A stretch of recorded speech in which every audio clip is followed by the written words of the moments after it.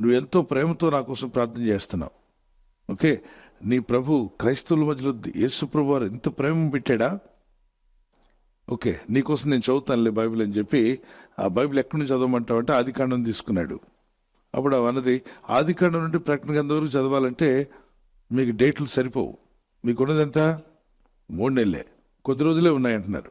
కాబట్టి మీరు ఎప్పుడు కంప్లీట్ చేస్తారు? చేయలేరు. కాబట్టి మీకు వేరే విధంగా చెప్తానంటే మరి ఎక్కడి నుండి చదవమంటే న్యూ టెస్ట్మెంట్ అంటే కొత్త నిబంధన మత్తయి సువార్త నుంచి చదవండి అని చెప్తే నేను తప్పనిసరిగా చదువుతాను. తీస్తే అబ్రహాం ఇస్సాకును కనని, ఇస్సాకు యాకోబుని కనని, యాకోబు కరెను అని ఉంటే ఆయన బైబిల్ మూసేశాడు. రెండో రోజు ఆమె వచ్చి అడిగింది, తర్వాత రోజు ఆ బైబిల్ చదివారా అంటే, అదేంటమ్మా నేను చావు బతుకులో ఉన్నాను, నేను అబ్రహాం ఇస్సాకుని కంటే నాకేంటి, ఇస్సాకు యాకోబుని కంటే నాకేంటి, అసలు ఇది బైబిలేనా, ఇదేం గ్రంథం, చదవడం కనడం ఏంటి అంటే, కన్య అయిన మరియ యేసుని కనెను అని ఉంటుంది. ఒక బిడ్డను కుమారుని కని యేసు అని పేరు పెట్టిన ఆయన నిన్ను బాగు చేస్తాడు అని చెప్తే, ఈయన నన్ను బాగు చేస్తాడు అని చెప్పి చదవడం ప్రారంభిస్తే ఈ 4వ అధ్యాయంలో యేసు ప్రభువారు అద్భుతాలు ఆశ్చర్యాలు జరిగిస్తున్నాడు. మత్తయి సువార్త 4వ అధ్యాయం 21, 22, 23 వచనాల్లో, లూకా సువార్త 4వ అధ్యాయం 40వ వచనంలో, మార్కు సువార్త 1వ అధ్యాయం 15 నుండి మరి 42వ వచనం వరకు అనేకమైన అద్భుత కార్యాలు. రోగులను స్వస్థపరుస్తున్నాడు, కుష్ఠరోగులు బాగవుతున్నారు, గుడ్డి వాళ్ళు బాగవుతున్నారు, కుంటివారు బాగవుతున్నారు, అన్ని రకాల చాంద్ర రోగులు బాగవుతున్నారు, పక్షవాతం కలిగే వారు బాగవుతున్నారు. ఈ మాటలన్నీ చదువుతున్నప్పుడు అసలు దేవుడు అంటే ఇలా ఉండాలి. ప్రజల్లో ఉన్న బాధలు అర్థం చేసుకుని ఏం చేస్తున్నాడు?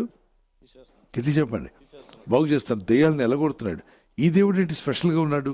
ఈయనంతా మనుషుల మధ్యలోకి వస్తున్నాడు. మనుషులో ఉన్న కష్టాలన్నీ తీసేయడానికి, మనుషులో ఉన్న బాధలన్నీ అర్థం చేసుకుంటున్నాడు, తొలగిస్తున్నాడు. ఎక్కడెక్కడైతే స్వస్థత ఉందో అక్కడ ఆ బైబిల్ మీద చేతులు పెట్టి, ఓ ప్రభువా నన్ను కూడా ఏం చేయాలి? స్వస్థపరచండి, నిన్ను ఆశ్రయిస్తున్నాను. ఈరోజు మనం అదే వాగ్దానం తీసుకున్నాం. నిన్ను ఆశ్రయిస్తున్నాను దేవా, నన్ను స్వస్థపరచు. కీర్తన 62:8 ఏమన్నాడు? మనుషులు నమ్ముకున్నట్టుగా దేవుడిని నమ్ముకున్నా, నీవు దేవుడిని ఆశ్రయించాలి. దేవుడు నీకు ఆశ్రయదుర్గంగా ఉండాలంటే ఖచ్చితంగా నీ హృదయం దేవుని సన్నిధిలో ఏం చేయాలి? కుమ్మరించాలి. ప్రే చేశాడు, ఓ యేసు ప్రభువా మరి వారందరినీ బాగు చేశారు కదా, నీ ఎద్దుకు నేను ఎలా రావాలి? నేను రాలేను, నువ్వు ఎక్కడో ఉన్నావు, కానీ ఇదిగో నా హృదయాన్ని కుమ్మరిస్తున్నాను, నా గదిలో ఉండి నా హృదయాన్ని కుమ్మరిస్తున్నాను, నాకు సహాయం చేయవా అని ప్రార్థన చేశాడు. వారిని బాగు చేస్తావు, నువ్వు నన్ను కూడా ఏం చేస్తావు? బాగు చేస్తావు. నువ్వు బాగు చేసే దేవుడు అని దేవుని దగ్గర మొరపెట్టుకున్నాడు, ప్రార్థన చేశాడు. బైబిల్ చదవడం ప్రారంభించిన కొద్ది రోజులుగా ఉన్నది చనిపోతానని కనుక ఒక రోజుకి 30 అధ్యాయాలు చదివాడంట. తర్వాత 40 అధ్యాయాలు చదివాడు. 30, 40, 60 చదవడం ప్రారంభించాడు. చదువుతూ ఉండగా